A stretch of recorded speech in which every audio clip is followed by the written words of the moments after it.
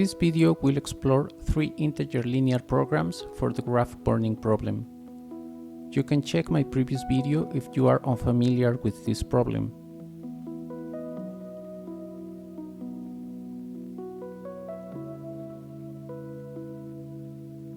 The first integer program is based on the propagation process of the graph burning problem.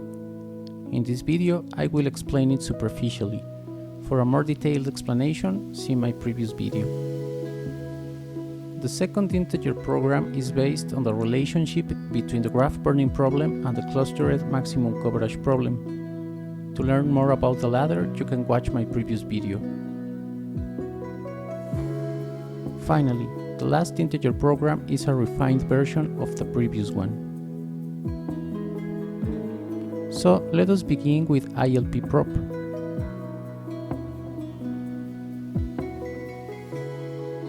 This integer program requires 2 matrices. The rows are for the vertices, and the columns are for the rounds in the propagation process. Matrix S indicates which vertices are selected at each step, and matrix B indicates which vertices are burned at each step.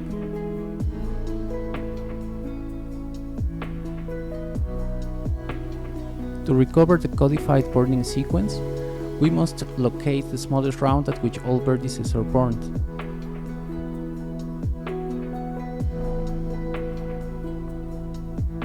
For a deeper explanation of ILP prop, you can check my previous video. Nevertheless, ILP prop is based on the propagation process. It has 2 n times n matrices, 2 n squared plus n variables, and the same number of constraints. However, if an upper bound on the burning number is known, it can be used, reducing the number of variables and constraints. Now, let me explain 2 more integer programs. These are based on the fact that the graph burning problem can be stated as a coverage problem.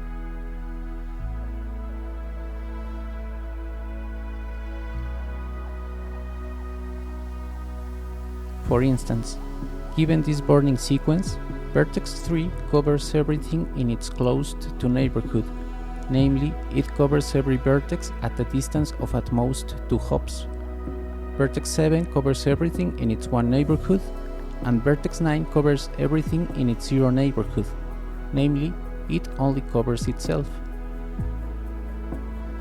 So, the graph burning problem can be stated as finding the shortest list of vertices that covers all vertices of the input graph, using coverage capacities going from 0 to b of g minus 1.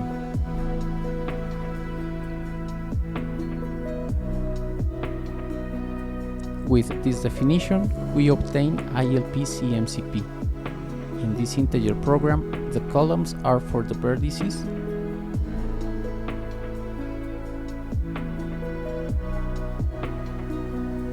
and the rows are for the burning number. In this example, variable x19 is set to 1 because vertex 9 has a coverage capacity of 0.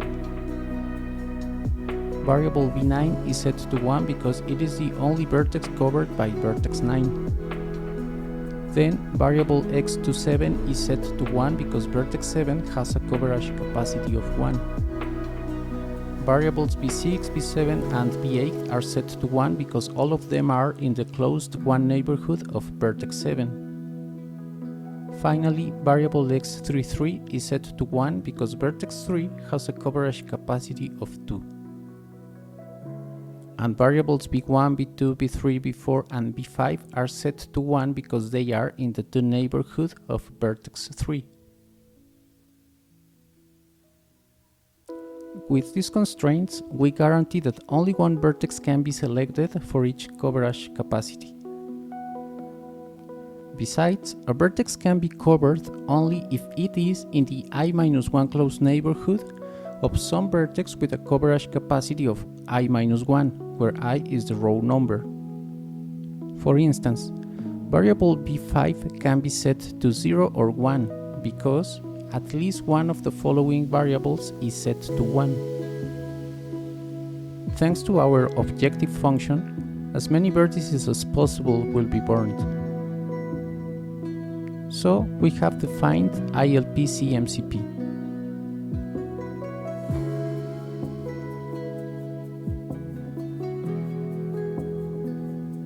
However, there is a problem. The burning number must be known beforehand, which is generally impossible. Thus, instead of using B of G, we use a guess B on B of G. ILP-CMCP is actually a clustered maximum coverage problem. If you have not heard of it, it will become clear in the following minutes. As the name suggests, ILP-CMCP is based on the clustered maximum coverage problem. It requires only one B times N matrix. It has Bn plus N variables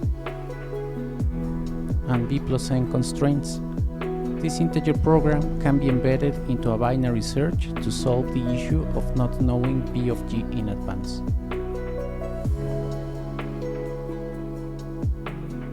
Let's see an example. First, our guess on B of G is 5. Solving ILP-CMCP is equivalent to selecting one subset from each of the following 5 collections. For visual convenience, I'm showing 5 copies of the input graph.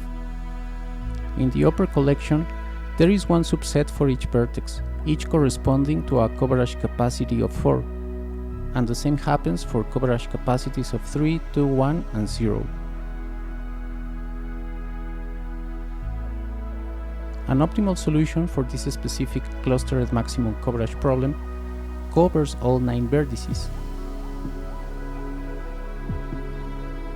Thus, the upper bound of the binary search is set to 4. In the next iteration, B equals 2. Creating a clustered maximum coverage problem with 2 clusters.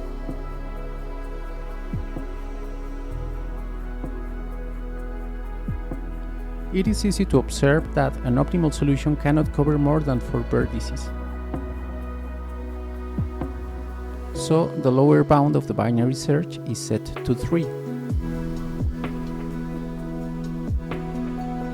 At the next and final iteration, B equals 3.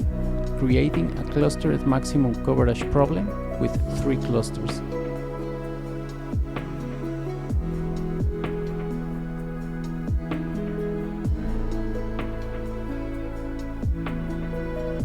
As we already know, 3 is the burning number of this graph.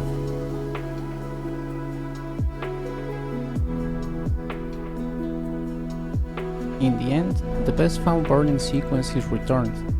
The most interesting feature of ILP-CMCP is that it reveals that the graph burning problem can be reduced to a series of clustered maximum coverage problems.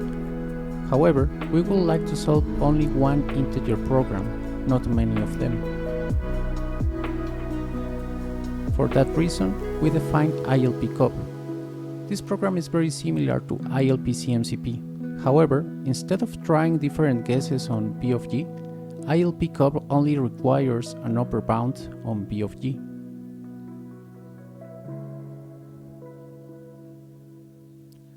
The way a burning sequence is codified is identical to that of ILP-CMCP. These are the 3 expressions that define ILP-CMCP. With a little tweak, they will be useful for ILP-COP.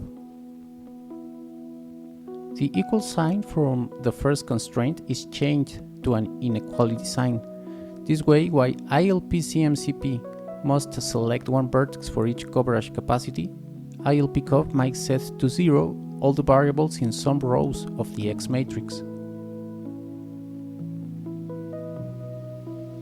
The next constraints remain the same, namely a vertex gets burned if it is in the I-1 neighborhood of a vertex with a coverage capacity of I-1.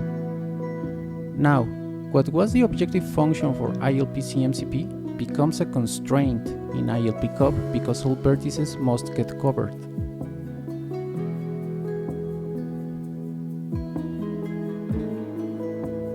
The following constraint guarantees that only coverage capacities from 0 to B of G-1 are activated. Finally, the objective function is finding a minimum length burn-in sequence. Namely, we want as few as possible rows with some variable set to 1. So, ILP cub is completed.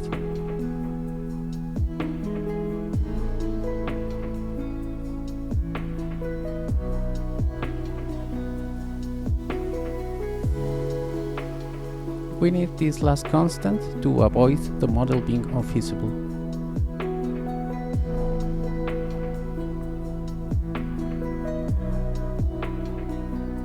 ILP cub requires one U times n matrix.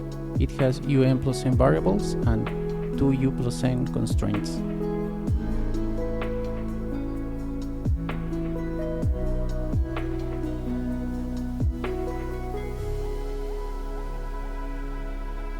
In summary, ILP cub seems to be the best integer linear program because it has fewer variables than the others, which means it has a smaller search space.